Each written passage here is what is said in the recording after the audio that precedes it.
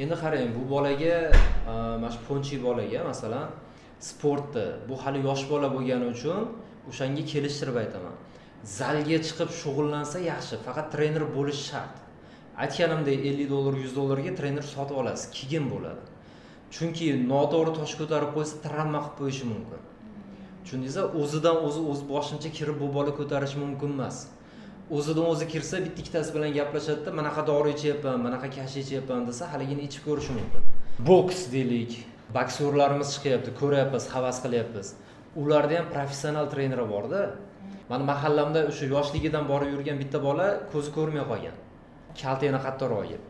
Demoqchi bo'lganim, u bo'lmaydi bu bolaga. Bu bola endi qo'pol bo'lsa ham ochig'ini aytaman, pishmagan, bu xom, hali turibdi-da endi hozir. Suzish zo'r variant. Lekin suzishga boradigan bo'lsa, hamma infeksiyalar o'sha yerda bo'ladi.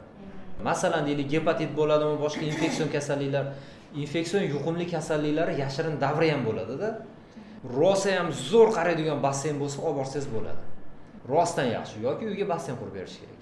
Endi undan keyingisi, masalan, deylik, sambo ham, mayta ham, balo ham, battar ham ular og'ir sportlar.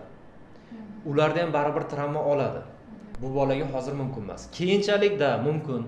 Hozir bu bolaga hozir karate yoki taekvondoni tavsiya qilaman. Masalan, boksda boksyorlar ko'rgansiz, bitta urib oqizib qo'ysa zo'r bo'ladi, nokaut bo'ladi. Hali urib oqizib qo'yganga medal berishadi, to'g'rimi? Taekvondoda unaqa emas. Taekvondoda qattiqroq tepadigan bo'lsa, qattiq tepib nokaut qilgan odamni o'zini o'yindan chiqarib yuboradi kerak bo'lsa. Taekvondoga borib turib bu bolani olib boradigan bo'lsangiz, o'sha ustozini oldiga borasizda, ustoziga aytasiz, "Nech kun bo'ladi? Через день bo'ladi. Mana shu bolani har kuni beraman."